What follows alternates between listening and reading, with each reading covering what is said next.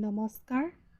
আজি জোনাকী যুগৰ অসমীয়া সাহিত্যৰ এক সুকীয়া পৰিচয় থকা বাঁহী আলোচনীৰ বিষয়ে এটি পৰিচয়মূলক টোকা আপোনালোকৰ বাবে আগবঢ়াইছোঁ।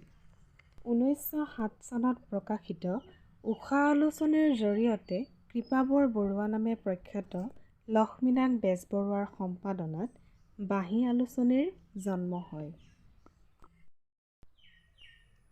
বাঁহী অসমীয়া আলোচনীৰ এক ইতিহাস। ই এটা নতুন যুগৰ আৰম্ভণি। অসমীয়া জাতি, ভাষা, সাহিত্য, সংস্কৃতিৰ বাবে বাঁহী এক দলিল স্বৰূপে আজিও অসমীয়া সাহিত্যত স্বীকৃত হৈ আহিছে।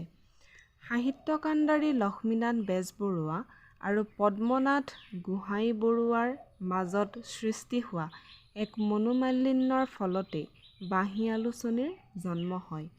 1909 চনৰ ডিচেম্বৰ মাহত লক্ষ্মীনাথ বেজবৰুৱাৰ সম্পাদনাত বাঁহী আলোচনীখন প্ৰকাশ পায়।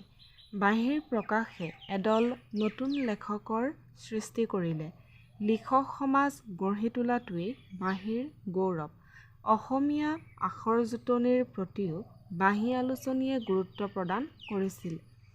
সাহিত্যৰ বিভিন্ন শাখা যেনে প্ৰবন্ধ, ব্যক্তিমুখী লেখা, ব্যংগ, কবিতা, অনুদিত সাহিত্য, দেশপ্ৰেমমূলক ৰচনা, ভাষা সাহিত্য বিষয়ক ৰচনাই অসমীয়া ভাষা সাহিত্যক সমৃদ্ধ কৰি তুলিছিল।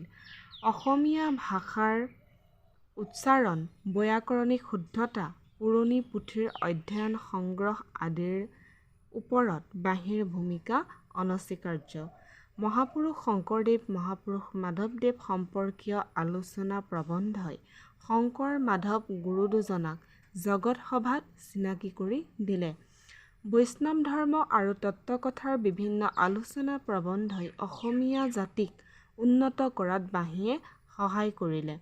সমাজত নাৰীৰ মৰ্যাদাৰ প্ৰতিও বাঁহী আলোচনী সচেতন আছিল। বাঁহীত চিত্ৰ আৰু কাৰ্টুনসমূহে এক সুকীয়া মৰ্যাদা লাভ কৰিছিল। 1909 চনৰ পৰা 1938 চনলৈকে বেজবৰুৱা আৰু বাঁহীৰ সম্পৰ্ক অটুট আছিল। বাঁহীৰ প্ৰথম সংখ্যাৰ পৰাই বেজবৰুৱা সম্পাদক হিচাপে আছিল। বাঁহীৰ প্ৰথম বছৰ প্ৰথম সংখ্যাৰ আটাইখিনি লেখনি বেজবৰুৱাৰে আছিল। প্ৰথম বছৰ প্ৰথম সংখ্যাৰ বাঁহীত প্ৰকাশ পোৱা বেজবৰুৱাদেৱৰ কবিতাটি আছিল এনেধৰণৰ: